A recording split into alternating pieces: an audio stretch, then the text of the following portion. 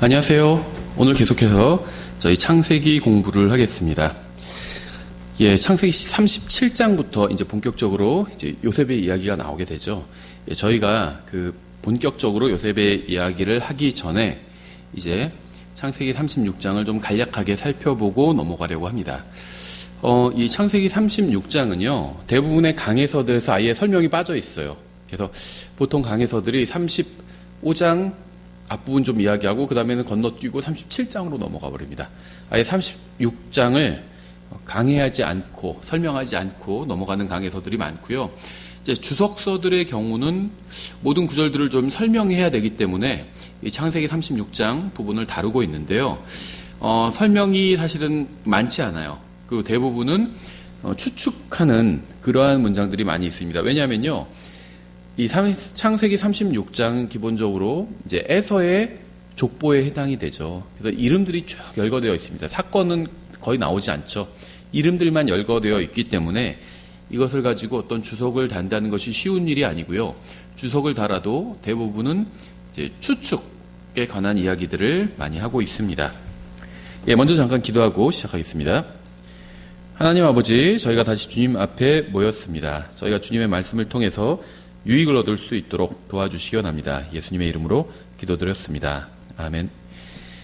저희가 그래서 이 창세기 36장을 아주 저희도 이제 간략하게 살펴보고 넘어가도록 하겠습니다. 창세기 25장은요, 이스마엘의 세대를 언급하고 있죠. 그래서 이것은 그의 후손이 이후 성경 역사의 중심에서 벗어나기 때문에 이제 한번 정리하고 넘어가는 것이라고 볼 수 있습니다. 그래서 어느 세대에 대해서 어떤 사람들에 대해서 이야기를 이제 마무리할 때 간략하게 족보를 한번 이야기하고 딱 마무리하는 그런 경우들이 있어요. 그래서 25장에서 이제 이스마엘의 세대를 간략하게 언급하고 나서는 이제 이삭이 중심 인물로 떠오르게 되죠. 또 36장에서 다시 한번 이제 에서의 세대를 정리하고 있는데요. 이것은 이제 이들에 대한 기록을 마무리하고 이제 다음 세대로 넘어가기 위한 그런 목적에 이렇게 에서의 족보를 이야기하고 있는 것이라고 볼 수 있어요. 그래서 이제부터 창세기가 끝날 때까지 핵심 인물은 요셉이 되죠. 그래서 이제 에서의 이야기는 거의 나오지 않게 됩니다. 한 가지 주의할 점은요, 에서의 세대에 관한 기록이 이스마엘의 세대에 관한 기록보다 더 자세하게 기록되어 있는데요. 그 이유는 이후에 에서의 후손이 이스마엘의 후손보다 이스라엘 민족과 더 많은 부분에서 얽히기 때문인 것으로 보입니다. 성경은요, 철저하게 이스라엘 중심으로 기록되어 있어요. 이방에 대해서는 자세한 어떤 세세한 예언을 하지 않습니다. 단 예외는 있죠. 이스라엘과 관련된 이방 국가에 대해서는 예언을 하고 있어요. 이집트나 에돔이나 이렇게 이스라엘과 밀접한 관련, 또 지리적으로 역사적으로 가까운 국가들에 대해서는 예언을 하고 있지만 그 외의 국가에 대해서는 예언하고 있지 않습니다. 그래서 우리가 주의해야 돼요. 성경은요, 러시아나 중국이나 미국이나 영국이나 한국에 대해서 말씀하고 있지 않습니다. 일반적인 말씀은 해요. 이런 것과 같죠.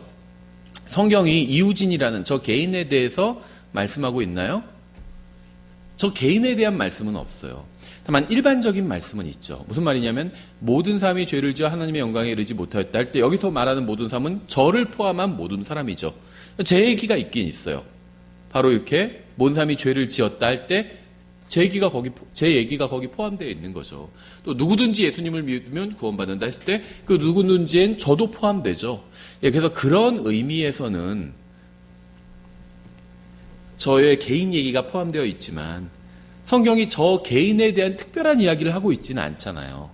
마찬가지로요, 성경이 모든 온 세상에 대해서 말씀하실 때 거기에는 미국이나 한국이나 중국이 포함되지만 특별히 성경이 어떤 특정한 미국이나 한국 같은 이런 이방 국가를 향해서 특정한 예언을 하고 있지는 않다는 겁니다. 그래서 성경에 나온 이방 국가는요, 이방 국가에 관한 예언은 다 이스라엘과 밀접한 관련이 있는, 지리적으로 역사적으로 밀접한 관련이 있는 국가들에 대해서만 예언을 하고 있고요. 다른 국가에 대한 예언은 그냥 성경이 말씀하시는 온 세상에 관한 일반적인 예언에 속한다. 이렇게 보실 수가 있습니다. 예, 창세기 36장 1절을 보시면 이제 에서 곧 에돔의 세대들은 이러하니라.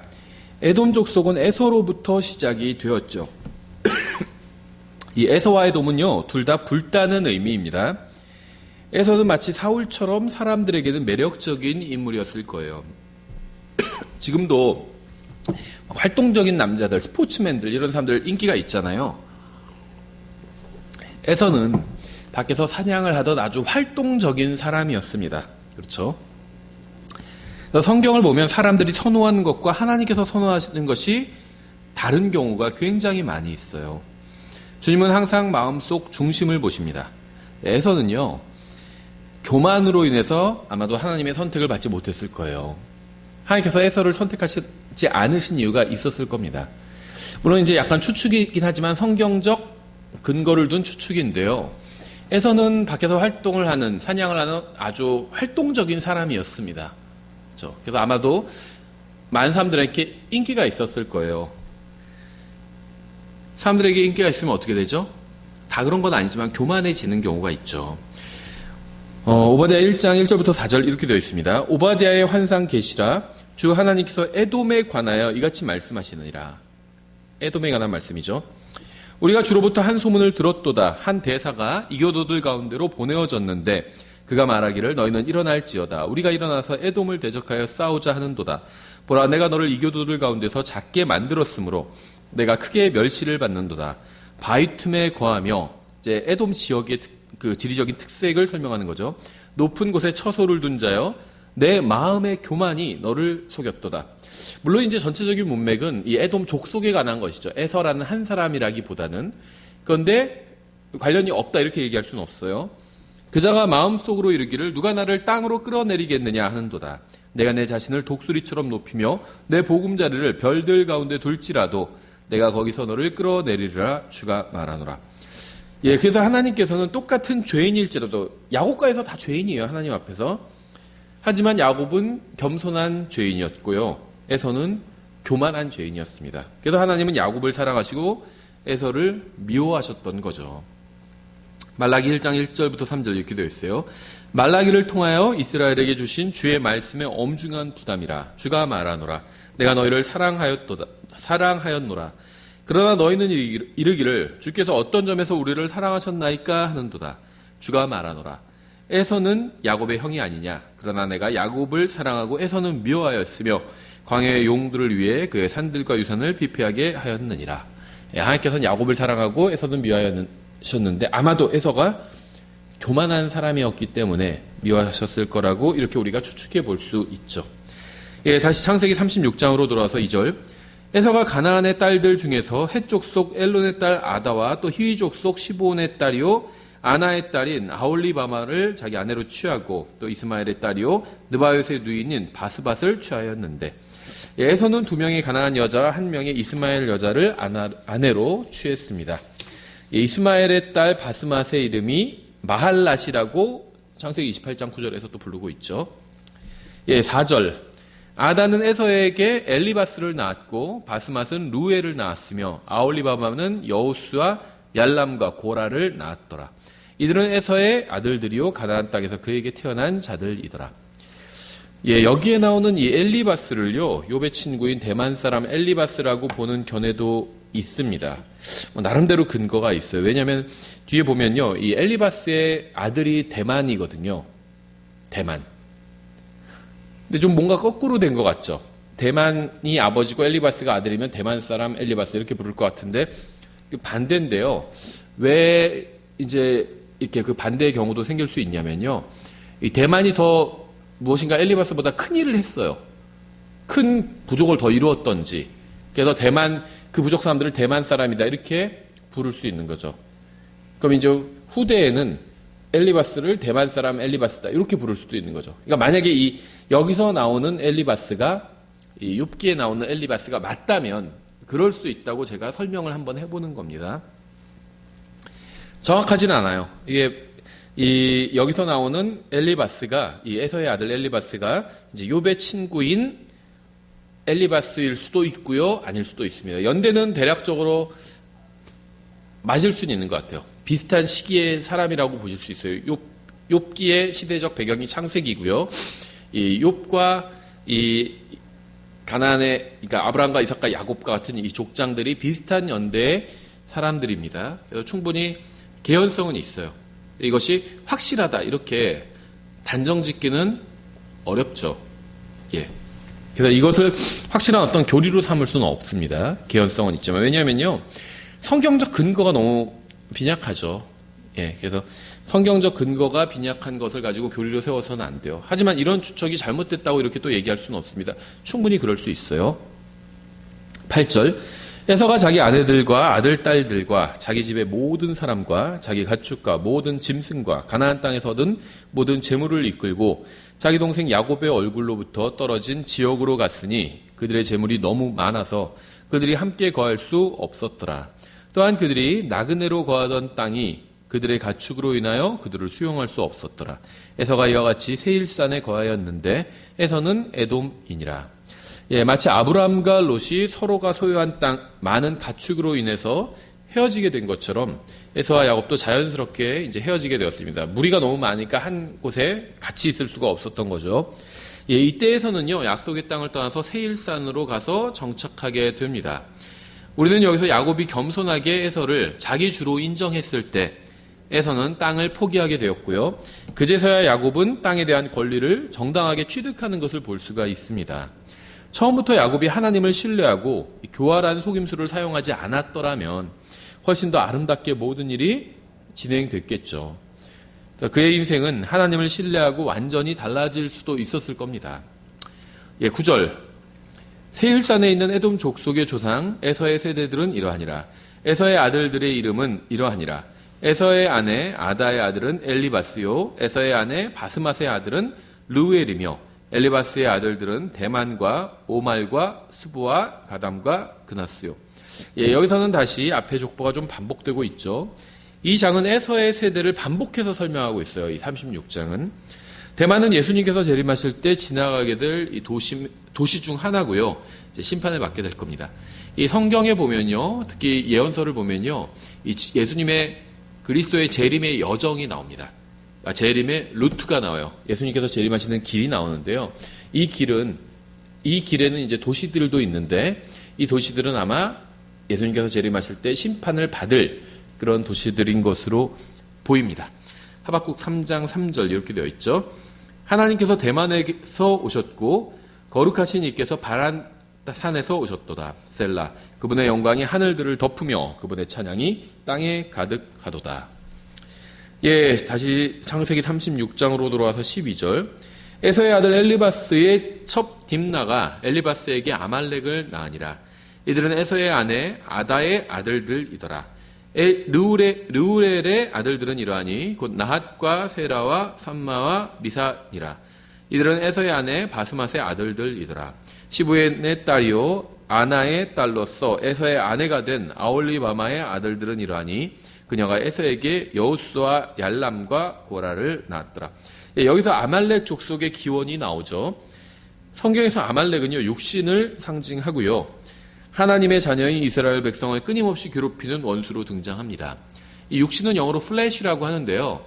이 육신은 우리가 이제 몸의 의미로도 쓰기도 합니다. 바디, 몸의 의미로 쓰기도 하는데 좀 달라요. 육신을 몸의 의미로 쓰는 경우는요, 육신이 이 몸, 바디를 포함하고 있기 때문입니다. 근데 육신과 바디는 달라요. 바디 플러스 아담의 타락한 본성, sin nature, 아담의 타락한 본성과 이 바디와 결합한 것을 플래시, 육신이라고 부릅니다. 예, 육신은 우리의 원수죠. 그리고 이 아말렉은 하나님의 자녀인 이스라엘 백성의 원수였죠. 아말렉을 제거하지 않은 이스라엘 백성이 가나안에서도 어려움을 당했던 것처럼 육신을 제거하고 죽은 것으로 여기지 않은 그리스도인들은 어려움을 당하게 되죠. 계속해서 15절. 에서의 아들들 중에서 추장들은 이러하니라. 영어로는 듀크입니다. 듀크. 추장이라고 번역했어요. 에서의 맏아들 엘리바스의 아들들 중에서는 추장 대만, 추장 오말, 추장 스보, 추장 그니스, 추장 고라, 추장 가담, 추장 아말렉이 있었는데 이들은 에돔 땅에 있던 엘리바스에게서 나온 추장들이요 아다의 아들들이더라. 에서의 아들인 누엘의 아들들은 이러하니 곧 추장 나앗, 추장 세라, 추장 삼마, 추장 미사라. 이들은 에돔 땅에 있던 누엘에게서 나온 추장들이요 에서의 아내 바스맛의 아들들이니라. 에서의 아내 아올리바마의 아들들은 이러하니 곧 추장 여우스, 추장 얄람, 추장 고라라. 이들은 아나의 딸이요 에서의 아내인 아올리바마에게서 나온 추장들이더라. 에서 곧 에돔의 아들들이 이러하며 그들의 추장들이 이러하니라. 에서의 자손들은 하나님께서 선택하신 줄기가 아니었죠. 하지만 주님께서는요, 그들에게도 복을 주셔서 큰 민족이 되도록 번성하게 하셨습니다. 이들은 번성해서 결국 왕이 필요하게 될 만큼 큰 무리를 이루게 되었죠. 20절. 그 땅에 거주하던 호리 족속 세일의 아들들은 이러하니 곧 로단과 소발과 시브온과 아나와 디손과 에셀과 디산이라. 이들은 에돔 땅에 있던 세일의 자손들로 호리 족속의 추장들이요 로단의 자손은 호리와 헤맘이며 로단의 누이는 딥나더라. 호리 족속은 원래 세일에 거주하던 자들이죠. 신명기 2장 12절. 예전에 호리 족속도 세일에 거하였으나 에서 자손이 그들 앞에서 그들을 멸하고 그들의 뒤를 이어 그들 대신 그 땅에 거하였으니 그것은 마치 이스라엘이 주께서 자기들에게 주신 자기 소유의 땅에 행한 것과 같았느니라. 에서의 자손들은 원래 세일에 거하고 있던 호리 족속을 몰아내고 그 땅을 차지했습니다. 이스라엘 민족이 가나안 족속을 몰아내고 땅을 차지했던 것과 마찬가지죠. 23절. 소발의 자손이 이러하니 곧 알반과 마나핫과 에발과 스보와 오나미오 시브온의 자손은 이러하니 곧 아야와 아나인이라. 이 아나는 자기 아버지 시브온의 나귀를 먹일 때 광야에서 노새들을 발견한 자더라. 아나의 자손은 이러하니 곧 디손과 아나의 딸인 아올리바마더라. 디손의 자손은 이러하니 곧 햄단과 에스반과 이드란과 그라니오. 에셀의 자손은 이러하니 곧 비라와 사아반과 아가니오. 디산의 자손은 이러하니 곧 우스와 아란이니라. 호리 족속에게서 나온 추장들은 이러하니 곧 추장 로단, 추장 소발, 추장 시본, 추장 아나, 추장 디손, 추장 에셀, 추장 디산이라. 이들은 세일 땅에 있던 그들의 추장들 가운데 호리에게서 나온 추장들이니라. 여기에는 계속해서 에돔 땅에 거하는 자들이 열거되어 있습니다. 이러한 족보가 무의미해 보일지 몰라도요, 이들과 관련된 고고학적 자료들이 발견돼서 성경이 사실임을 보여주는 좋은 증거가 될 수도 있죠. 지금까지 발견된 고고학적 자료들은요, 모두 성경이 역사적 사실 그대로 기록되었음을 보여줍니다. 다른 신화나 설화나 성경을 구분지어주는 이런 신화나 설화와 성경을 구분지어주는 큰 기준 중 하나는요, 성경에 나온 인명과 지명이 실제로 역사 속에 존재했고 또 지도에서 찾아볼 수 있다는 점이에요. 성경에 나온 인명은요, 다 실제 있었던 사람입니다. 성경에 나온 지명은요, 지도에서 다 찾아볼 수 있는 지역이에요. 신화와는 다르다는 거죠. 31절. 어떤 왕이 이스라엘 자손을 통치하기 전에 에돔 땅에서 통치하던 왕들이 이러하니라. 에서의 자손들은요, 번창해서 왕이 필요할 정도의 세력이 되었습니다. 이들은 야곱의 예언대로 칼을 믿고 살아가는 호전적인 민족이 되었죠. 창세기 27장 38절부터 40절에 야곱의 예언이 나오죠. 에서가 자기 아버지에게 이르되 내 아버지여, 아버지의 빌 복이 하나뿐이리이까 오 내 아버지여, 나를 축복하소서. 나도 그리하소서 하고 소리 높여 우니 그의 아버지 이삭이 그에게 대답하여 이르되 보라, 내가 거할 곳은 땅의 기름진 곳과 위로부터 내리는 하늘 이슬의 기름진 곳이 되리라. 너는 칼을 의지하여 살고 내 동생을 섬길 것이며 내가 통치권을 갖게 될 때에야 비로소 내 목에서 그의 멍에를 끊어버리리라 하였더라. 그 다음에 계속해서 36장 32절 끝까지 읽겠습니다. 보올의 아들 벨라가 에돔에서 통치하였는데 그의 도시의 이름은 딘하바더라. 벨라가 죽음에 보스라에서 온 세라의 아들, 보스라도 예수님의 재림의 여정 중에 들어가죠. 세라의 아들 요밥이 그를 대신하여 통치하였고, 요밥이 죽음에 대만 족속의 땅에서 온 후삼이 그를 대신하여 통치하였으며, 후삼이 죽음에 부닷의 아들 곧 모압의 들에서 미디안을 친 하닷이 그를 대신하여 통치하였는데 그의 도시의 이름은 아빗이더라.